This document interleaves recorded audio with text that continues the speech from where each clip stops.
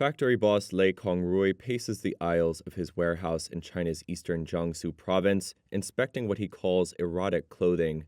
Lei's company Midnight Charm turned over $1 million in sales last year, but now the self-proclaimed lingerie king is worried about the future of his business after hearing about President-elect Donald Trump's plans to raise tariffs on Chinese imports. North America is our main market, and the US region is still a pretty important segment for us. We hope that we can have a stable space for development in the United States. Of course, if the policy is implemented, we will definitely be affected. Guanyun County, where Lei set up shop in 2006, is known as China's lingerie capital. Once a sprawling farming community, Lei estimates that now about 1,400 companies and 100,000 workers turn out products here for the lingerie industry.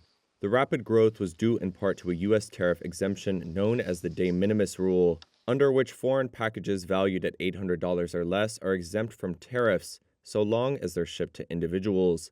The de minimis rule has been the secret sauce behind the meteoric rise of the likes of Shine and Temu. Those Chinese e-commerce platforms are now household names in the U.S., and producers like Lei benefit from selling on them.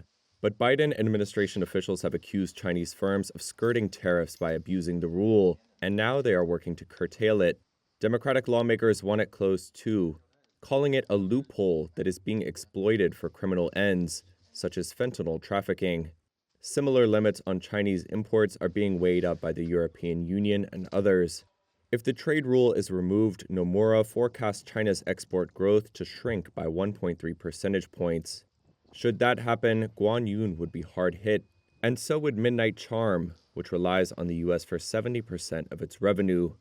Lei is already preparing for the worst. If the tariff is increased now, our costs will increase and our sales volume will drop. And so our response could be, one, to use other measures to conduct business in the U.S., not only through e-commerce in the US, but maybe with local US business owners as well, or other ways. At the same time, we will look at developing in other regions. For now, Lei says he's considering investing in US warehouses and switching to a bulk cargo shipping model instead of direct-to-customer shipments by air, which could lower costs. He is also on the prowl for new clients in South America, the Middle East, and Central Asia.